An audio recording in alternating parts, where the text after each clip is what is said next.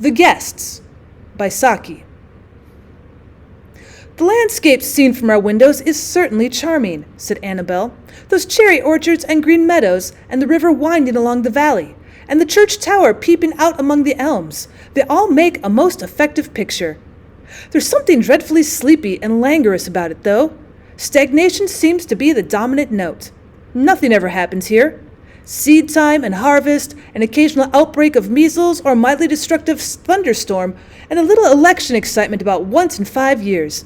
That is all we have to modify the monotony of our existence. Rather dreadful, isn't it?" "Oh, on the contrary," said Matilda, "I find it soothing and restful. But then, you see, I've lived in countries where things do happen, ever so many at a time, when you're not ready for them happening all at once." "Well, that, of course, makes a difference," said Annabel. "I have never forgotten," said Matilda, "the occasion when the Bishop of Becquar paid us an unexpected visit. He was on his way to lay the foundation stone of a mission house or something of the sort." "I thought that out there you were always prepared for emergency guests turning up," said Annabel. "Oh, I was quite prepared for half a dozen bishops," said Matilda, "but it was rather disconcerting to find out after a little conversation that this particular one was a distant cousin of mine, belonging to a branch of the family that had quarreled bitterly and offensively with our branch about a Crown Derby dessert service. They got it, and we ought to have got it in some legacy, or else we got it and they thought that they ought to have it. I forget which. Anyhow, I know they behaved disgracefully. Now here was one of them turning up in the odor of sanctity, so to speak, and claiming the traditional hospitality of the East. It was rather trying, but you could have left your husband to do most of the entertaining." "My husband was 50 miles up country, talking sense, or what he imagined to be sense, to a village community that fancied one of their leading men was a were-tiger." "A what tiger?" "A were-tiger. You've heard of werewolves, haven't you? A mixture of wolf and human being and demon? Well, in those parts, they have were-tigers, or think they have. And I must say that in this case, so far as sworn and uncontested evidence went, they had every ground for thinking so. However, as we gave up witchcraft prosecutions about 300 years ago, we don't like to have other people keeping our discarded practices. It doesn't seem respectful to our mental and moral position." "Well, I hope you weren't unkind to the bishop," said Annabel. "Well, of course he was my guest, so I had to be outwardly polite to him. But he was tactless enough to rake up the incidents of the old quarrel, and to try and make out that there was something to be said for the way his side of the family had behaved. Even if there was, which I don't for a moment admit, my house was not the place in which to say it. I didn't argue the matter, but I gave my cook a holiday to go and visit his aged parents some 90 miles away. The emergency cook was not a specialist in curries. In fact, I don't think cooking in any shape or form could have been one of his strong points. I believe he originally came to us in the guise of a gardener, but as we never pretended to have anything that could be considered a garden, he was utilized as an assistant goat herd, in which capacity I understand he gave every satisfaction. When the bishop heard that I had sent away the cook on a special and unnecessary holiday, he saw the inwardness of the maneuver, and from that moment we were scarcely on speaking terms. If you've ever had a bishop with whom you were not on speaking terms staying in your house, you will appreciate the situation." Annabel confessed that her life story never included such a disturbing experience.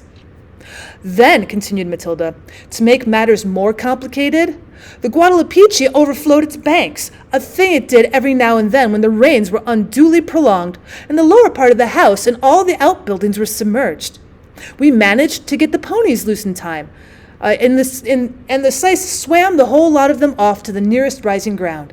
A goat or two, the chief goat herd's wife, and several of their babies came to anchorage in the veranda. All the rest of the available space was filled up with wet, bedraggled-looking hens and chickens. One never really knows how many fowls one possesses till the servants' quarters are flooded out.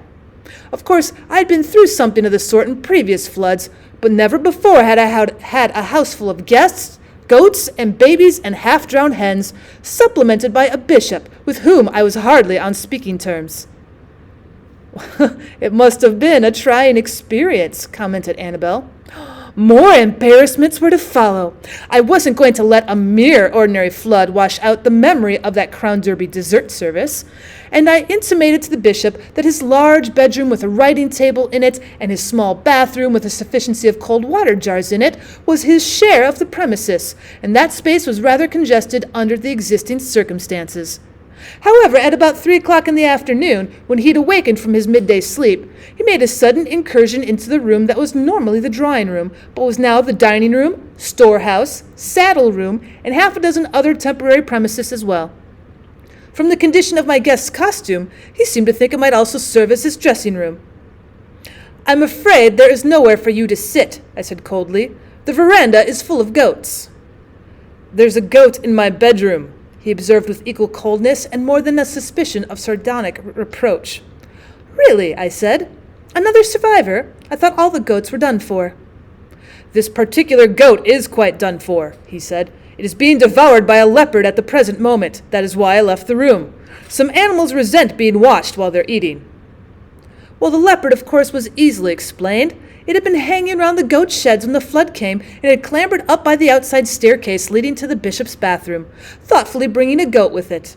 Probably it found the bathroom too damp and shut in for its taste, and transferred its banqueting operations to the bedroom while the bishop was having his nap.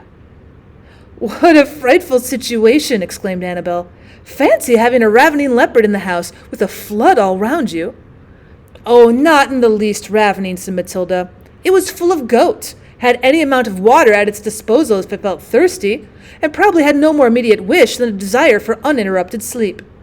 Still, I think any one will admit that it was an embarrassing predicament to have your only available guest room occupied by a leopard, the veranda choked up with goats and babies and wet hens, and a bishop with whom you were scarcely on speaking terms planted down in your own sitting room. I really don't know how I got through those crawling hours, and of course mealtimes only made matters worse. The emergency cook had every excuse for sending in watery soup and sloppy rice, and as neither the chef goatherd nor his wife were expert divers, the cellar could not be reached. Fortunately, the Guadalapiche subsides as rapidly as it rises, and just before dawn, the syce came splashing back, with the ponies only fetlock deep in water. Then there arose some awkwardness from the fact that the bishop wished to leave sooner than the leopard did, and as the latter was ensconced in the midst of the former's personal possessions, there was an obvious difficulty in altering the order of departure. I pointed out to the bishop that a leopard's habits and tastes are not those of an otter, and that it naturally preferred walking to waiting, and that in any case a meal of an entire goat, washed down with tub water, justified a certain amount of repose. If I had guns fired to frighten the animal away, as the bishop suggested, it would probably merely have left the bedroom to come into the already overcrowded drawing room. Altogether, it was rather a relief when they both left.